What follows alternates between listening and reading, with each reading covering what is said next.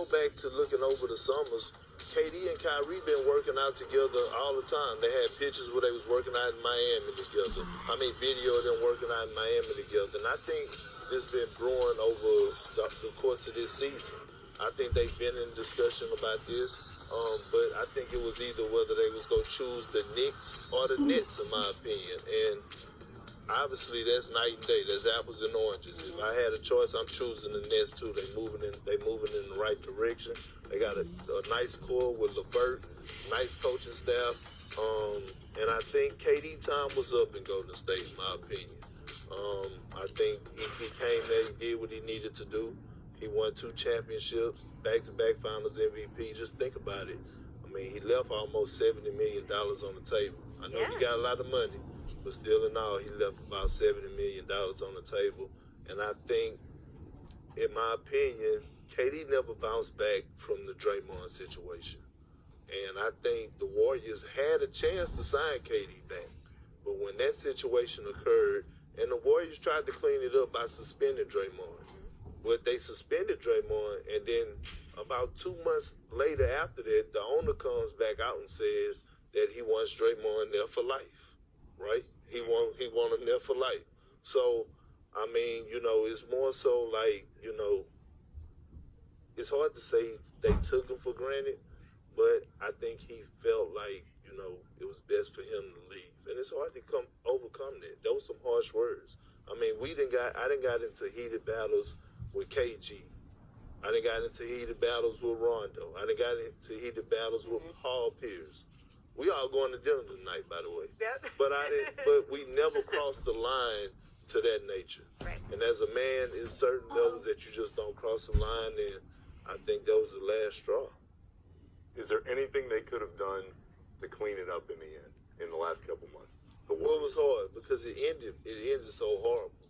It ended with KD with an Achilles tear, and there was so many questions going on, and it was just, you could just see it. Like, and then us, now that I'm part of the media, we don't help the situation at all either, because once KD went down and they swept the Portland Trail Blazers, who the New Orleans Pelicans last year swept the Portland Trail Blazers, that same Portland team, we all of a sudden, is the Warriors better without KD? Like, we're all human beings. KD watch TV, LeBron watch TV, Steph Curry watch TV. So everybody's watching this.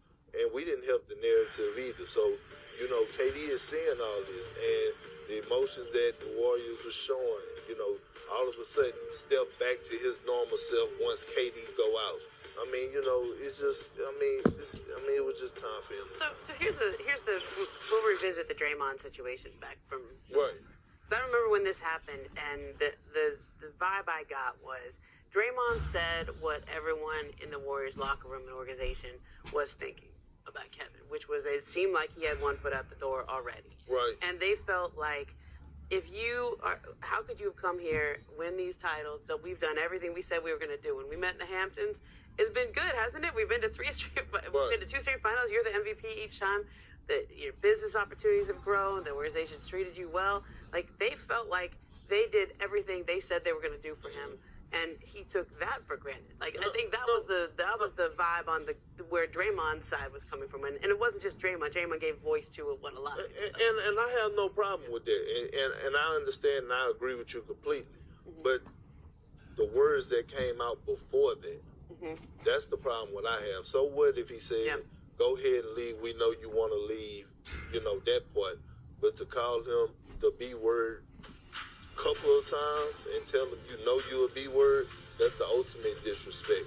And that's the problem that I have with the situation. So I agree with you on that. The Warriors did welcome them with open arms.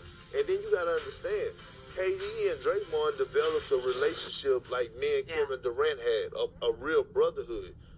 Remember, Draymond was the first guy to recruit KD. From the parking lot. So imagine that hurt him to his soul. Yeah. I look at you as my brother, and you come at me in this disrespectful manner when I never said once that I was out the door. And I got to give kudos to KD because he never once complained about it. He never once hung his head. He still went out there and competed at a high level and still went out there and played his tail off, and he went out there and sacrificed his body to even try to help them So win the I game. remember talking to Draymond about this later on. I want to just because we could parse this. Oh, I'm sorry. No. We could parse this situation forever. There's no doubt about it. I'm amused, Kendrick, because you said that you wanted to not talk about the Warriors, and then the last. Yeah. This is what happens. This is what happens here. I want to now that all of that's happened, and we've seen that under the bridge, the Warriors have to go on, right? Yeah. However, they lost KD, and now they got to move forward.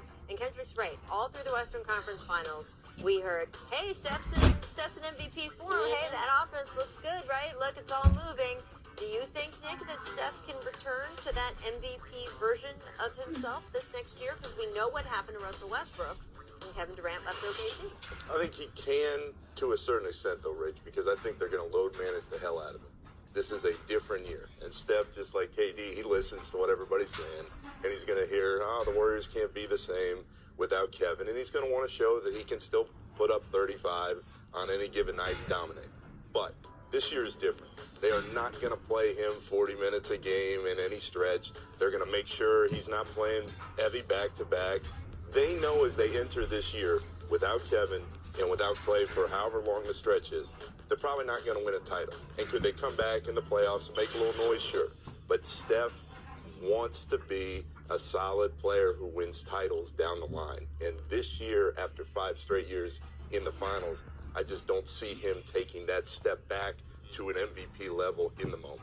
Right. And look, with Clay, he kind of the two of them load managed themselves out of fourth quarters. Remember in 2015, 2016?